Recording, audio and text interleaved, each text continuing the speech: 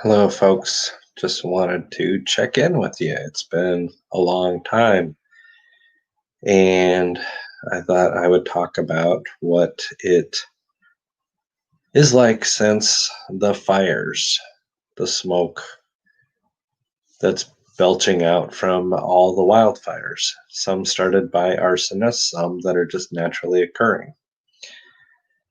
The crazy thing is that Seattle air quality has at times approached that of Shanghai, China, which in Shanghai, China, they can't manage to get their solar panels to work as efficiently anymore due to the excessive amount of smog in the air.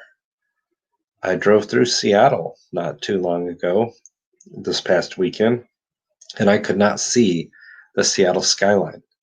And it was classified as some of the worst air quality in the world. Seattle and Portland had the worst air quality in the world at that point. So here you go. This is what Seattle's current air quality was today, unhealthy for sensitive groups. This is from IQ Air and fairly reliable site. The deal is that if it weren't for the fires, would Seattle's air quality have been this bad? Or would it be this bad anyway? And is there an effort by the state of Washington to highlight what is believed to be climate change that's causing it, not fires, not automobiles, not other things, based off of what the governor's office reported? It is strictly climate change. That has nothing to do with the fires. It has nothing to do with arsonists that were arrested recently in the state of Washington. It has nothing to do with the fact that the smoke is blowing in from other states, such as California and Oregon. No, the state of Washington declares, oh no, it's strictly climate change. Is this valid?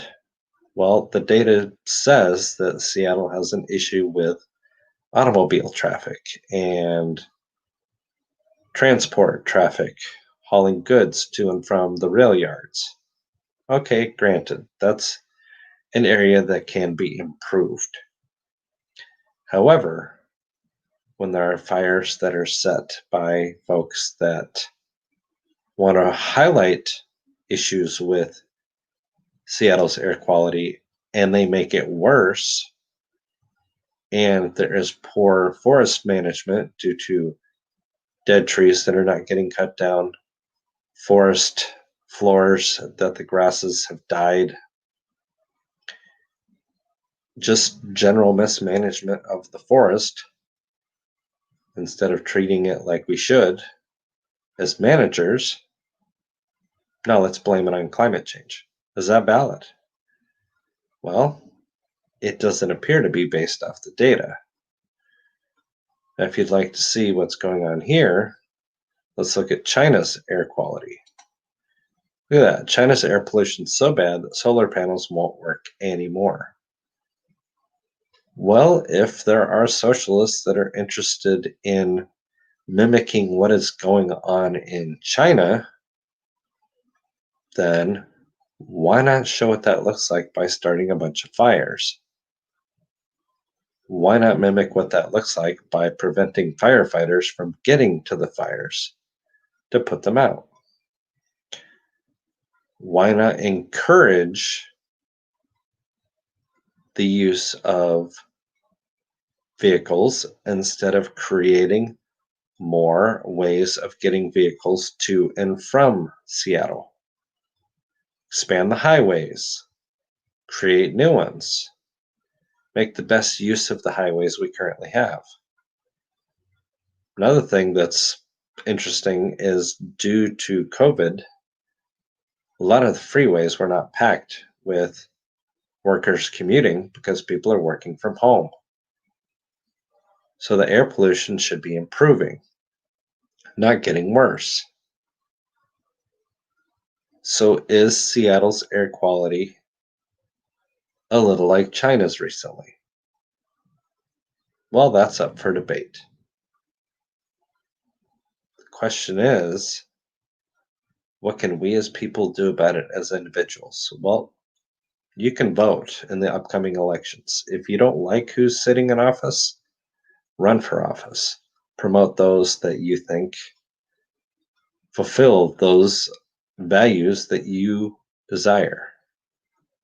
Make sure you support your local, county, and state governments.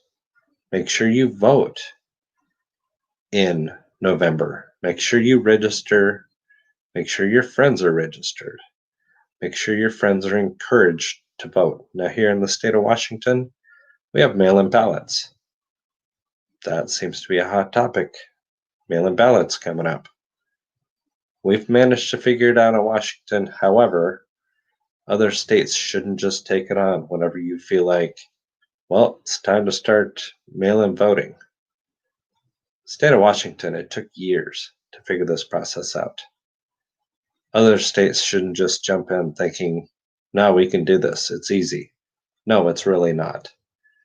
It's not something that you can just jump in and take care of because it requires machinery, it requires people. It's a whole lot of logistics that I'm hearing about is required to do mail in ballots. So, for those that think it's just simple way to avoid interacting publicly, if people can go to work with masks and stay 6 feet away from each other, then people can vote in person. Finally, is air pollution a problem? Yes, it is. Do we have the technology to overcome air pollution? Yes, we do. It's all a matter of not confining people to exclusively the big cities. When people are spread out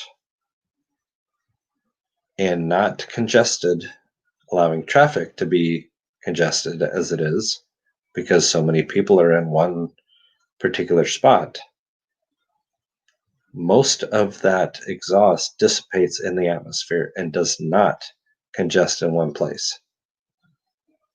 That allows the earth to naturally deal with the exhaust fumes. If you really want to compare things, volcanoes currently belch more particulate and hazards into the atmosphere than all the cars in the world. And we can't compete with the volcanoes.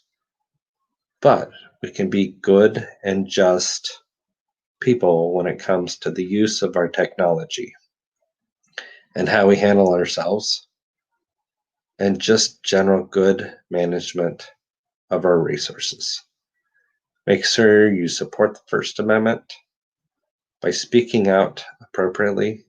Support our Second Amendment because it protects the first. I hope you guys enjoy your week. Thank you very much and have a good day.